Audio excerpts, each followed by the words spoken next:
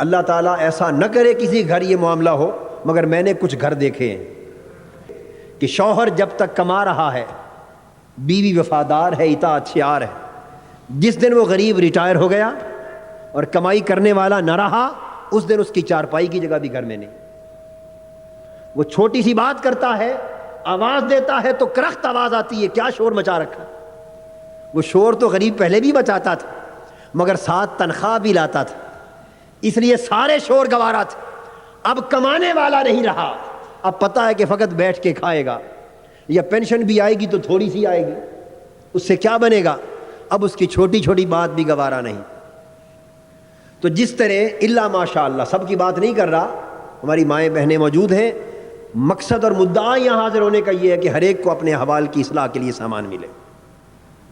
تو جس طرح بتا رہا ہوں کہ بعض اوقات کمائی بند ہو جائے، تو بعض اوقات بعض گھرانوں میں شوہر کے ساتھ ایسا سلوک ہوتا ہے، خدا نہ کرے یہی حال بعض گھرانوں میں ماں باپ کا ہوتا کہ جب تک کمانے والے ہوں اولاد بھی اطاعت شعار ہوتی، اور جب کمانے والے نہ رہیں، اب صرف ان کا مطالبہ ہی مطالبہ ہے، تو اولاد سوچتی ہے کہ اب ان سے تو حاصل ہونا کچھ نہیں، اب تو ان کا سارا کاروبار ہم نے سنبھال لیا ہے، تو اسی باپ کا سارا کیا کرتا، مگر اب تو ہم نے سنبھال لیا، اب تو کمائی ہمارے ہاتھوں سے آ رہی ہے، یہ تو فقط بیٹھ کے کھا ہی رہے ہیں نا۔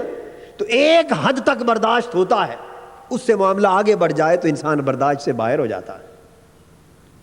تو اس لیے فرمایا کہ نیک اولاد، باپ جب تک صحیح سلامت تھے، کمانے والے تھے اور اولاد کی خدمت کرنے والے تھے، اس وقت اگر تو نے حسن سلوک کیا تو یہ تو ایک بدلہ بھی ہے، یہ تو ایک بدلہ بھی ہے، مگر تیری نیک بختی کا امتحان اس دن شروع ہوگا جب ماں باپ بوڑھے ہو جائیں گے، ان کے ہوش و حواس سلامت نہ رہیں گے، کمانے والے نہ رہیں گے، ہر وقت بیماری غالب ہوگی، بڑھاپا ہوگا، کمزوری ہوگی، بسا اوقات یہ کیفیت ہوگی کہ پکڑ کے باتھ روم لے جانا ہوگا، طہارت اپنے ہاتھ سے کروانا ہوگی، جوتے ہاتھوں سے پہنانا ہوں گے، اور جگہ جگہ وہ غلاظت کر بیٹھیں گے، ان کے کپڑے ہاتھوں سے دھونے ہوں گے۔ اس دن تیری نیک بختی کا امتحان ہوگا کہ وہ ماں جو 9 ماہ تک تمہیں پیٹ میں اٹھا کے چلتی رہی، اور جس نے اپنا خون دودھ بنا بنا کر تمہیں پالا، آج وہ ماں اپنے بڑھاپے میں اس کا حق مانگتی ہے، تو حق کہاں تک دیتا ہے، کہاں تک نہیں دیتا۔ اور وہ باپ جو تیری خاطر دن رات ایک کر کے محنتیں کرتا رہا، تمہیں پالتا رہا، بہترین تعلیم دیتا رہا، تربیت دیتا رہا، تیرے ہر حق کی کفارت کرتا رہا، آج بڑھاپے میں جب اس کے ہاتھ پاؤں جواب دے گئے، آج اس کی نگاہیں تمہیں تکتی۔ ایک وقت تھا کہ تیری نگاہ باپ کو دیکھتی تھی کہ باپ باہر سے آیا ہے، میرے لیے کیا لایا ہے۔ ہم جب باہر سے آتے ہیں نا، ہمارے بچے ہیں، میں اپنی مثال دیتا ہوں اور یہ مثال ہر ایک کے گھر میں ہوگی، ہم باہر سے آتے ہیں تو چھوٹے چھوٹے بچے ہیں، ان کو ماں باپ کی خیریت پوچھنے سے دلچسپی نہیں ہوتی۔ بچپن میں وہ سب سے پہلے پوچھتے ہیں ابو ہمارے لیے کیا لائے، فلاں فلاں فلاں کھلونا، وہ جاتے ہوئے لسٹ بنا کے دیتے ہیں، لسٹ بنا کے دیتے ہیں، یہ کھلونا، یہ کھلونا، فلاں چیز۔ وہ ان کا پہلا سوال یہ ہوتا ہے کہ ہماری چیزیں لائیں۔ اور کبھی باہر سے ٹیلی فون کر لیا جائے اور بچوں سے بات ہو جائے تو فون پر بھی یہی پوچھتے ہیں ہماری چیزیں لے لیں۔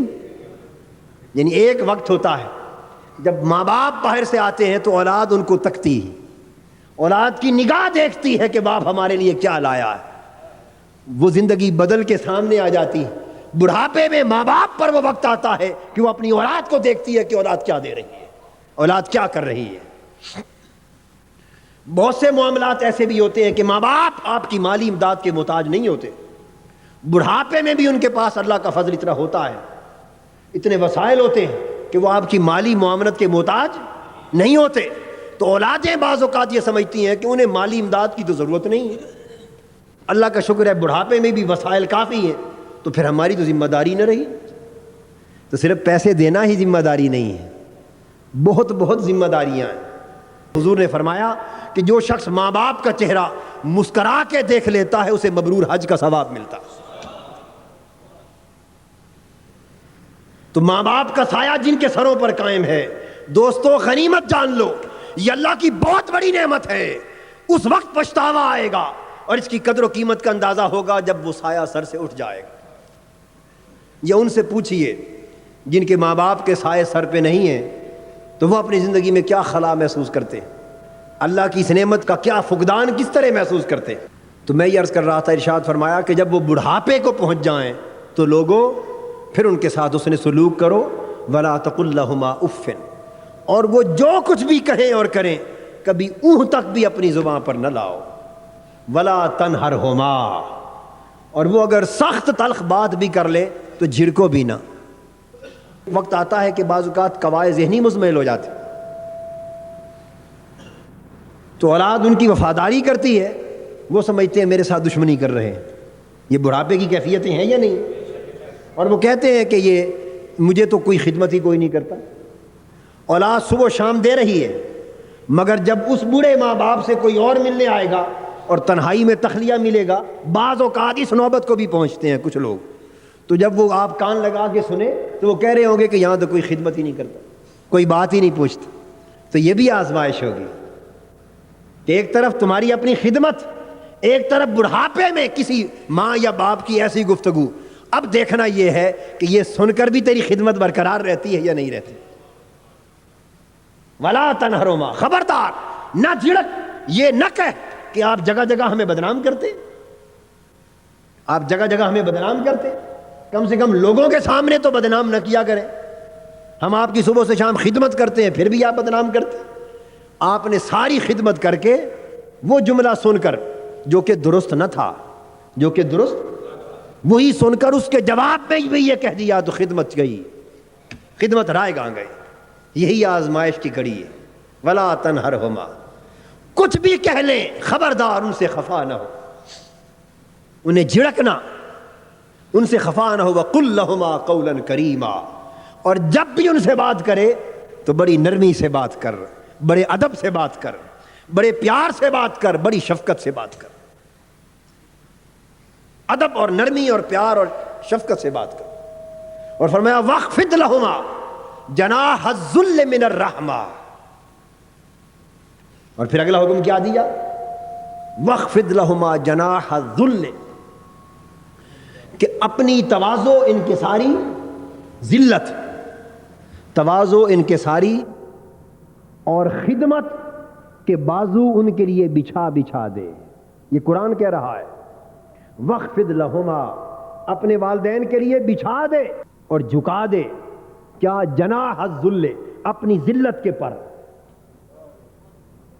ذلت کے پر یعنی خدمت کے بازو، ادب کے بازو، تواضع کے بازو، انکساری کے بازو. یعنی بیٹا اگر حکومت و سلطنت کے تخت پر جا بیٹھا ہے، وزارت و عمارت کا حامل ہے اور ملک کے صدر کے مقام تک جا پہنچا ہے، اس کا درجہ صدارت و عمارت اور وزارت کا اپنی جگہ، مگر ماں باپ کے ادب کے مقابلے میں اسے ذلیل ہو کر ہی پیش ہونا چاہیے. ان کے جوتے اٹھا اٹھا کر چلنا چاہیے، ان کے پاؤں کے تلووں کو بدستور چومنا چاہیے. ان کے لیے اس کے بازو اپنی جگہ جتنے بڑے کیوں ہوں، ماں باپ کے سامنے آئے تو کمزور ہو جائے، جھک جائے، خدمت بجا لائے، ادب بجا لائے. من الرحمہ، محبت اور رحمت کے ساتھ. محبت اور رحمت کا طریقہ ہر وقت ماں باپ کے ساتھ اس نے سلوک میں غالب رہے، چھایا رہے. ادب ہر وقت بجا لایا جائے، خدمت بجا لائی جائے، اور ہم وقت ان کی خدمت میں مستعد رہا جائے. اور پھر اس کے ساتھ کیا؟ یہ تو ہے عملی خدمت بجا لانا، عملی اطاعت بجا لانا، عملاً محبت اور رحمت اور شفقت کے ساتھ پیش آنا، ہر وقت حسن سلوک اور احسان کرنا. اور صرف یہاں تک بھی حق کی ادائیگی نہیں ہو جاتی، بلکہ فرمایا وَقُلْ رَبِّ ارْحَمْهُمَا كَمَا رَبَّيَانِي صَغِيرًا. جب ان سے برتاؤ ہو اس طرح پیش آ. اور جب تو مسجد میں جائے اور مصلی پر جائے اور اللہ کے حضور سرب سجود ہو تو تنہائی میں بھی والدین کے لیے دعا کر اور کہہ کہ میرے اللہ میرے والدین پہ اس طرح رحم کر جس طرح بچپن میں انہوں نے مجھ پہ رحم کیا تھا، جس طرح بچپن میں انہوں نے میری کفالت کی تھی، میری پرورش کی تھی، مجھے پالا تھا، اس طرح میرے ماں باپ کے بڑھاپے میں اب تو ان کو پال، تو ان پہ رحمت کر، ان پر رحمت کر. تو ہر وقت دعا میں بھی انہی کی یاد رہے، دعا میں بھی انہی کا حق ادا ہوتا رہے.